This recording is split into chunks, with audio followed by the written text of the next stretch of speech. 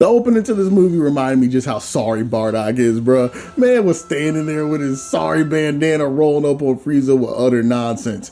I speak for the crew when I say we all quit. We're done with your sorry ass Frieza. Screw you, screw the Frieza Force, screw this sorry ass dental plan, and I put that on Fasha. Bro, the whole entirety of the Saiyan race was behind him like, nah, count me out, little bro. I wouldn't say all that. I just met my deductible. But it was too late because now the whole race had to get packed out because Bardock forgot to take his Risperdal that morning and was big tripping. And while Frieza was happy to oblige, our view turns to this French alien who was peeping that there was one Saiyan who got away and was preparing to change the DBZ timeline forever when we're introduced to Cooler, who's having none of it, by the way. Man said he was already late coming in this morning, meaning he's going to be getting home late and he's already pissed about missing the function this evening. They don't know I am the coolest. So his brother can be a grown-ass man for once and clean up his own mess because he's got no time for it. We jump ahead and we immediately learn that we're on some kind of BS movie timeline where Goku defeated Frieza but didn't end up going to Yard Rat and contracting space aid, so he's been bumming it at Kame House smoking on that Roshi pack and reminiscing on his greatest fate to date. We go in the house and we see young Gohan with his head in the books, and of course his mom is all the way up his bowl cut in his ear, telling him how he's going to be living off unemployment with no hoes, just like all of his dad's sorry ass friends, if he doesn't finish that algebra. The dragon of questionable canonicity enters the frame and immediately gets shooed away by both Chi-Chi and Goku, who assure him that neither of them got the bandwidth for non-canon movie annex right now. Hearing Goku co-sign this though has Chi-Chi convinced that our man finally got his CTE activated after all them headshots. She heads to the kitchen rolling up so she can show him the new oral treatment she learned from Bulma, but turns out Goku was urging Gohan to finish his homework so he could head out with the fellas to the nearby function since he got his workout in and was feeling good. While Chi-Chi cries seeing Krillin and Oolong's bum ass taking up all the good oxygen in her house, our view returns to Cooler, who's just chilling with his boys in Kaled from the Elden Ring continuity for whatever reason, and they find out that Frieza got put in the pack by this random Saiyan. After roasting his brother for getting caught lacking this crazy by a monkey of all things, he decides he still got banged it out with this Saiyan for having the facilities to think he can mess with the fam like this and charts a direct course to Earth to start Frieza's t-shirt campaign and pay a visit to the ops.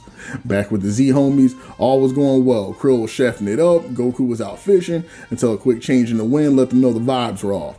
Krill and Gohan realized that just a little too late that they were uninvited company to the barbecue, with Krill and young Gohan getting put to sleep instantly before being allocated any money in the animation budget. And the level of disrespect from the discount Ginyu Force here was off the charts, because tell me why fake Big Green here started yo-yoing this man's son around like he was putting on an ad for a 90s kid commercial. And worse yet, this man saucer grabs Krill's brisket off the fire and starts eating that mess directly from the pot. This how you know somebody gotta die at this point, cause how you gonna crash another man's barbecue, put his son and big homie to sleep and eat their ribs right in front of him? Insane work. Goku pulls up and is in peak movie Goku form, introducing himself before immediately deciding these fellas were about to be made into a hashtag. Goku starts to get busy on him, ready to take fake Green's head off with the Tatsumaki Senpu Kyaku. Then Buddy grabs him by the gooch, and before he can show him the move that got him permanently banned from any Diddy parties, his man crashes into him while Goku heads down below and tries to figure out how he feels about what just happened. But panic takes him over when he starts getting cold sweats out of nowhere when he feels a presence pulling up behind him. Only two things ever made him feel like that before, and since Chi-Chi started back on her birth control again, that meant it could only be one thing. Frieza was back. Somehow. Frieza! But before Cooler could further explore Goku's questionable ability to recognize individuals from other races, wow, look at all the Piccolos. He decided that was a convo needing to be had one-on-one and shot a death beam at Gohan to give him some privacy. Goku made it just in time to take a nasty back shot for his progeny, and the two went tumbling down into a nearby waterfall. Cooler was determined to let Goku know that he wasn't none of Frieza, and he knows we really got a two-tap these Saiyans to make sure the job is done, and let a whole magazine fly into the water. Cooler's goon was convinced the job was done, but he wasn't having it until he saw a body.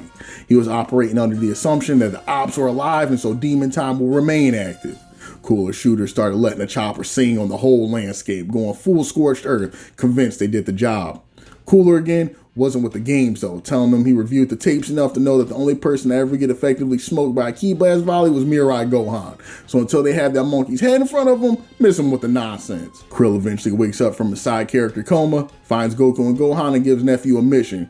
Heads to the Plug's house and pick up a couple of them Jiggas and Perk 30s because he's pretty sure he got his pockets ran when he got jumped at the function and they need to help his pops get his mind right. but Neff needed to make sure he didn't fly or make any sudden moves because the ops was patrolling, and he promises that they'll jump Buddy if he gets caught. Ain't nobody throwing the ones out here. And with this mission in mind, Gohan headed out. First atop his non-cannon dragon, then climbing in his father's footsteps till he got to the top of Korin Tower. When he arrived, young bull Gohan immediately began making demands, telling Korin he needed to bag them jiggers and perks stat. His dad was in a bad way down below, and only one thing could scratch the itch. Korin turned around and was like, "Oh, I'm sorry. I must have misconstrued the situation, because I could have swore this was my house and my product, but I got a 5-year-old rolling up to my crib unannounced asking me where I keep my jiggers at like he's the feds because his pops is broken, strung out, and somehow that's my problem." Despite how annoyed he was by the yap session, Gohan had to admit he was bugging, apologizing to the OG and coming correct this time, asking, "Sir, may I please get a loan of some jiggers to help my sorry ass pops?"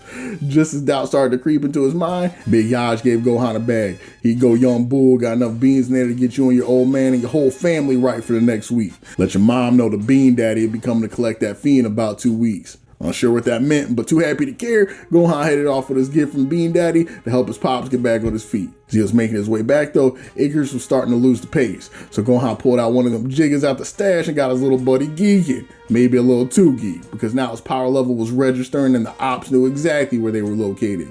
Green Man caught a glimpse of the bag Gohan had in his hands and immediately got curious.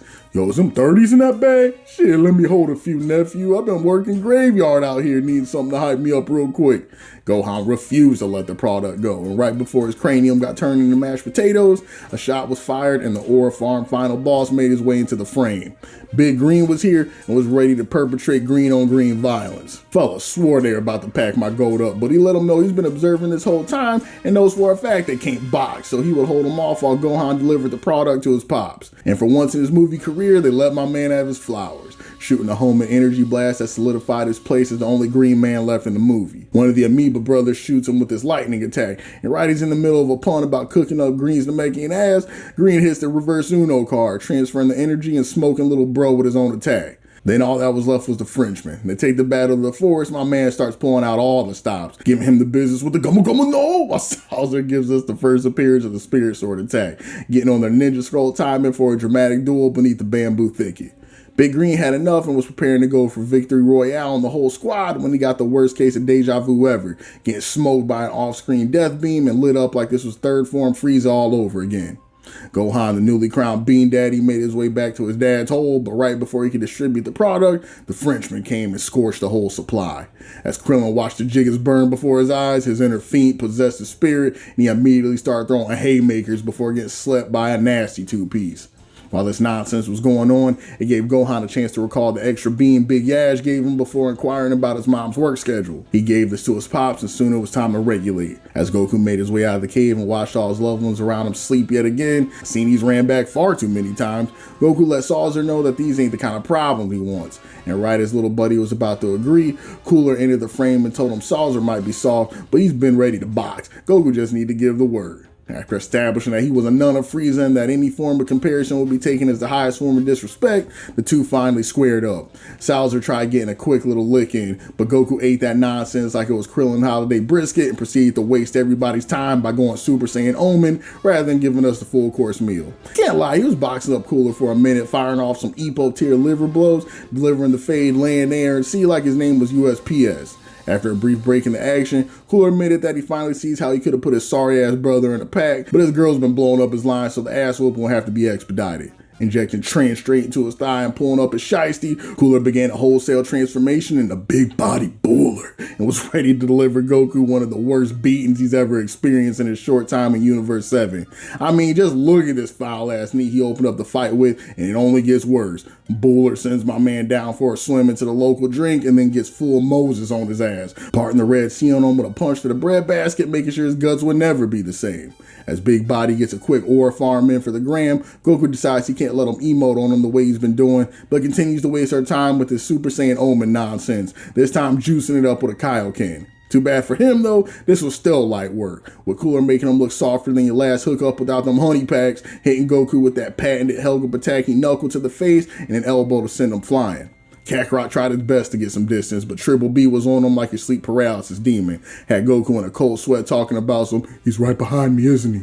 Triple B then cratered my man Goku, but he was far from finished. Buddy hit a 3-point stance, said hike, and launched his way towards my goat, putting his hands all the way up in his guts yet again like this was a casting couch audition for the hub, and threw his ass into the drink. Goku emerged shirtless, finally realizing just how crazy Triple B had him looking. So he decided it was time to end the film before this was on his permanent record, doing an instant Kamehameha with some of the Kyle trim behind it. But this was when I knew Cooler was the same animal but a different beast, because he absolutely ate that Kamehameha. Talking went straight Pac-Man on it, then proceeded to pack up Goku, putting his ass through a wall while river dancing on him until he passed out. And straight after this, Big Body got off one of the craziest aura farms I've ever seen in Z, hitting a soliloquy about how ass Goku and his brother are, while flexing and causing the environment around him to crumble out of sheer horror of his aesthetics. Goku might never recover from this one, y'all. This is the kind of ass whooping that stays in your genetic code and changes you as a person. But then we got one last ass pull. With his friends chalked and animals nuked, Goku sat overcome by sorrow. But upon seeing a nearby bird on the fringes of his life after Triple B's flexing sesh, Goku's sorrow turned into rage, and he finally transformed with the power of God and anime on his side. I have the power of God and anime on my side! Wait, and proceeded to give Cooler an ass whooping for the ages, making sure he hit every iconic pose from that battle on Namek while he beat the racism out of Frieza's brother. Cooler, finally understanding how his brother got washed, pulled out the oldest trick in the Cole family book, preparing a planet buster to send the whole of the Earth to Yama's lobby. And boy, was this fella talking all kinds of trash as he sent that death ball Goku's way. The love for getting off a promo must be genetic. But unfortunately for him, Goku, off the power of the Trin and Holy Spirit, proved to be far too much, and he was sent cascading into the sun. In his final moments, he recalled how he could have ended the movie 10 minutes into the runtime as he was baked into the hellish heat of the sun and waited for Dr. Wily to come get his remains and piece them together like $1 Million Man. And in the film's final moments, we get the mandatory Z-Squad glazing up Goku meeting for saving them yet again, until it's revealed that what they thought was Piccolo was actually the Frenchman, preparing to ruin their day after he got the baguettes beat out of him moments earlier. And just as the bad end began to manifest, an off-screen Makan Kosapo saves the day as the Aura Farm King gets a big gulp of Mizu and ushers in the end of the movie. And just like that ends the 45-minute flex off that is DBZ Cooler's revenge. The DBZ movies are always a fun ride, and I'm partial to seeing the Cole family's antics. While it may not be the deepest thing ever, I really did enjoy the little moments of irony and the way that Cooler was very much the author of his own undoing in the same way his little bro was, no matter how much more godlike he perceives himself than the latter. And make sure y'all don't orchestrate your own demise like Triple B did. Hit your boy with a like, subscribe, share the video. Let me know in the comments if y'all down for continued coverage of the DBZ cinematic universe. Be easy, homies. Appreciate you chilling with me as always. I'll catch you again in the next video.